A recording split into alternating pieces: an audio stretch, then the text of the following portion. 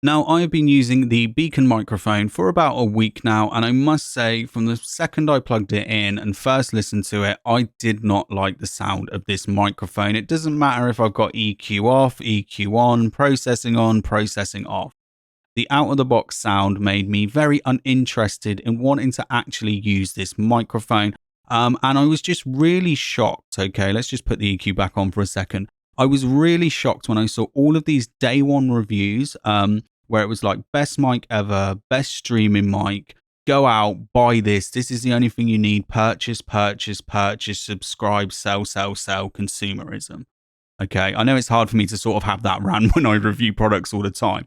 But the thing is, when I watched all of these videos, and I don't mean to disrespect anyone, so I'm not going to, name a name or anything like that. But when I listened to the wide variety of these day one reviews, the one thing that I couldn't believe was, are you not listening to this microphone?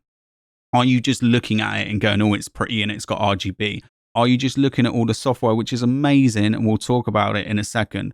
Are you looking at all of those things and not actually thinking, this microphone doesn't sound like a $280 microphone? It doesn't even come close. And there was people that were doing like multiple microphones testing with it side by side. And could you not hear that? But then still being super positive about it all the way through. And I don't know if there's another agenda here because, when you get to the point where you're doing videos full time, you want to keep these brands on board. We've seen this, recently. Let's just say Battlefield 2042 is a really prime example here.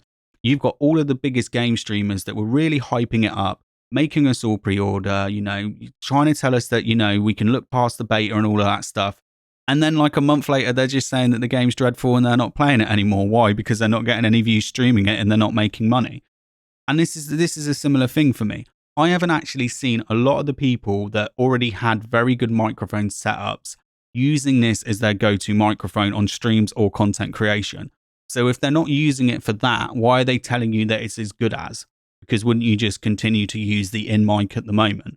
So for a lot of people, those microphones are already back in the boxes and they're already looking at the next products. So if it's already back in the box, then maybe that's where it should stay. And I don't mean to be super critical here, but that is how I judge a product, whether it's headphones, speakers, or microphones. If you don't like the sound of it out of the box, okay, if you're not a big fan of it, then you're never going to like it afterwards, okay? Okay, processing and EQ are all things that you need to do, and you can really tweak a microphone. You can get a microphone sounding much better. But these are really supposed to be subtle changes that just add a little bit of sparkle and sheen. You're not supposed to be bending it, way out of where it should be. And when I look at the frequency response that Beacn said we didn't need to see, I can see why. Okay, so they did say that they were adding in some vocal stuff afterwards. They were adding in some of their own secret sauce, they called it, their own sound to this frequency response. And it turns out they're not. And we're going to look at the frequency response a little bit more in a bit. But that is telling me I only have to look at that and I wouldn't buy it. I would only have to look at that and wouldn't buy it. Okay. So for a lot of people, they don't care about frequency response. They're just going to buy it because it's the in thing and it's the new thing. And the amount of people I'm just seeing, the ridiculousness of this, the amount of people that I've seen saying they're selling their SM7b and their GoXLR for this all-in-one device. Like you're putting a massive boom arm and a big microphone on your desk and you're telling me you haven't got room to stick an audio interface under your computer monitor. Okay, the GoXLR is a bit chunky, but there's smaller things out there. This isn't an area now. The streaming space isn't just a GoXLR and Beacn place. There's plenty of other good products. We've actually got some really good ones coming up from PreSonus on the channel. We're going to be looking at their new dynamic revelator microphone, which has routing DSP and is going to be quite a bit cheaper than this microphone. And we're going to be looking at that microphone over the next few coming days. And they've got another audio interface as well that we should be looking at as well on the channel.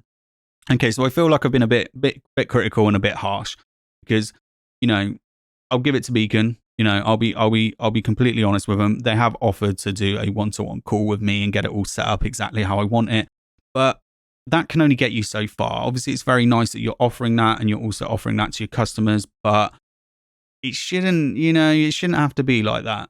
I've got enough microphones that I've set up that I kind of like now, and yeah, again, I'm not the most experienced audio person out there, but I can, I feel that I'm a bit more than your average consumer. Okay.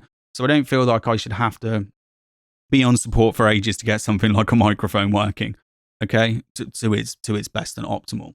I can understand if it's like new computer hardware or if it's software bugs and stuff. And yeah, I'd sit down and spend some time with you and sell my ideas. But for that side of things, I just want to crack on my own. I just tap the microphone there, so I don't know if you can hear it. So some positives is the software is awesome. Okay, I love the de-esser. It's a good de-esser. I haven't got it turned on too much because I feel it just attacks some frequencies. Exciter, bass enhance, so you can do all your EQ and all of that sort of stuff. The noise suppression is great. You've also got, you can see all the gain as it's coming through. It's got an expander in there as well.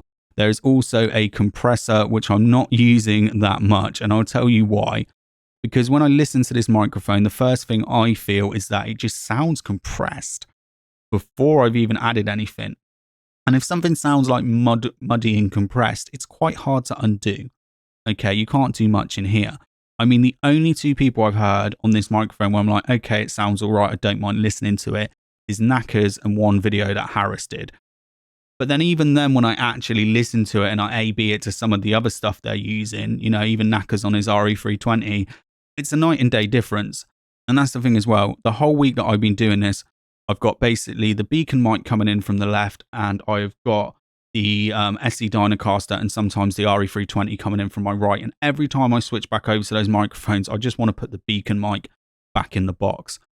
Another thing as well, I don't want you to see the microphone today. I just want you to listen to it. And the reason I just want you to listen to it is because I think people are just buying this product with their eyes. They're seeing something shiny and new. Oh, look at it. It's got RGB. It looks like an SM7B. And a company's told me they've voiced it like an SM7B. So I'm going to go and buy it. And it's got this cool software. And it's got all this great audio routing, which I'm not going to take away from you. It has. But you're seeing all of that and you're not using your ears. And that's what you should be doing. My personal standpoint is that whatever price point I'm buying a microphone, I want the best capsule for the money. Anything else that it offers, whether it's routing, lights on it, a built-in limiter, kind of like the data mic, any of that sort of stuff for me is just extra. If it doesn't do the one thing that I want it to do, and that is to be a good microphone, none of this stuff matters. It just doesn't matter to me, okay? It's just something that is not important to me. I've also got some discrepancies with the headphones. I've not actually got them on today. So the mic monitoring on this, it doesn't sound that good. I have spent more time recording this into Adobe Audition and then listening to it on my Revelator IO24. Even when I use this record one and play it back there, it doesn't sound anything like when I listen to it back on another one. I know when you monitor yourself in real time and you listen to yourself and you've got that head resonance and stuff going on, you have to forget about certain things. For me, the way the headphones are sounding is almost when you're doing round trip latency very low. So I'm talking like 32 or 64 samples, like on my Focusrite Claret. I can literally listen to myself in real time, but it sounds very robotic and metallic. So I'm not a big fan of it. But you can listen to it back here and you can do a 10-second recording. I would really wish this is a little bit longer. 10 seconds isn't enough to get enough words out where you can just, maybe nail everything that you need to do. Okay, so I just don't like the sound of this microphone. And I want to keep this video short and sweet because I don't want people to listen to it. I'm not a big fan of the sound of it. And I can't understand why people are recommending it. I just can't. You stop buying with your eyes and start buying with your ears. That's why we're not looking at the microphone. What we are going to look at is the frequency response here. So, like I said, Beacn said we didn't need to see the frequency response. We didn't need to see it because they were adding their own voicing on, and that was wrong. Now, when I see this, this is that presence boost right here that they said this microphone didn't have. They said this microphone didn't have a presence boost. Look at that. That's 5 dB there, and it starts to roll off a cliff at like 6K. That is cutting out a lot because they're using that to compensate for the fact that it's been boosted up so much. And then we're losing all of these frequencies. Let me just get another one in here for you so you can just sort of see this. Some vocal EQ cheat sheets. These are always useful just to have a little look at and re-jog your memory because I don't just spend all day looking at EQ. You can see, look at all this roll-off we got coming on here. So these are the mid-frequencies being cut out. These are all the low mid-frequencies and the low frequencies. This is why you literally have to eat this microphone because it's scooping everything out. That is why these presets have been put on to compensate for that. It's just, there's far too much bass and low mid frequency and some of the mid frequency being taken out. And now my EQ is completely gone and I didn't save it. I don't care. It doesn't bother me because I don't like how the microphone sounds with EQ. I don't really like how it sounds without EQ. So back to the frequency response then. So as you can see here, we've got the SM7b. I'm not the biggest fan of the SM7b. It was never a microphone for me, and I found out I was an electro voice guy. But I know a lot of you like it. 95, 99% of people that buy it, it's your forever microphone. Because it's very flat in some areas, and it doesn't have a lot of highs.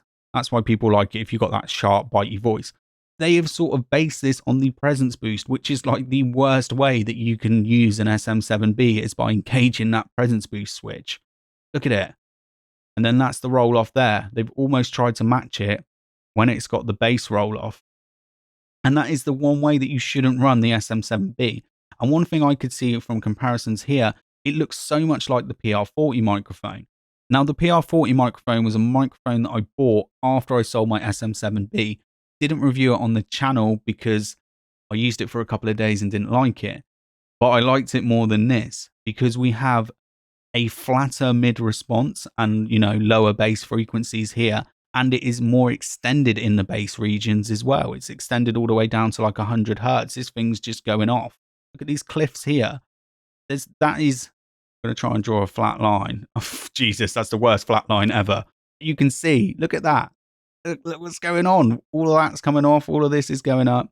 You know, and the PR40's got a really big presence boost. It's not for everyone. You have to add some stuff in there, but it's got this nicer bottom end. And this is just why I can't work with this. This is why, like I said here, look at these. Look, listen to the sound of this. This is not right. This is a preset on here. I mean, the PreSonus Revelator presets were bad, but Jesus. And this just moves it over even more. I'm not getting it. I feel that there is some weird frequency going on here around between 100 and 150, which is never normally recorded. I did try some other microphones and you was looking at them in Logic, analyzing, and I wasn't getting this, whatever this is. I think this is that crunchy sound or something that EPOS is referring to, but I really wasn't getting it. So that's it from me. I'm going to leave it with the Beacn microphone. You know, it's something that, yeah, I stop buying with your eyes and buy with your ears. Okay, if I put a comment on someone that I was whinging to about this microphone with. I don't know if I've already said it in this video, but if you're buying this thing based on how it looks, you know, and the software, you're literally a salesman's wet dream because you'll buy anything. You will buy anything. That is the nicest way that I can say it. Anyway, that's it from me today. Make sure you come back and watch those new Revelator dynamic USB microphone videos when we upload those throughout the week. And then hopefully the little IO44 audio interface as well. I'm also going to be doing some videos on a Beacn product that I love, and that is the Beacn Mix Create. Absolutely love the Mix Create. Didn't think I was going to like it. I thought I'd love the mic, but the Mix Create wouldn't be for me, and it's been the complete opposite. I'm going to do some videos that I was supposed to be doing this weekend, pairing it with the Revelator IO24, so basically creating the audio interface that everybody wanted from Beacn. But I'm also going to be maybe doing that with the dynamic microphone as well and the IO24. I just need to see, not the IO24, the IO44. I imagine the software is the same, but I just want to see if there's any differences first, so then I can maybe include them all in one tutorial video. But if you would like to see some videos like that, pairing the Mix Create with other audio interfaces that have routing and all of that sort of stuff, maybe if you want me to get a Wave XLR or even a GoXLR Mini to test out, please do let me know. Let me know what you think of the Beacn microphone as well. This is just my opinion, okay? I know some of the stuff I said there was a bit stern.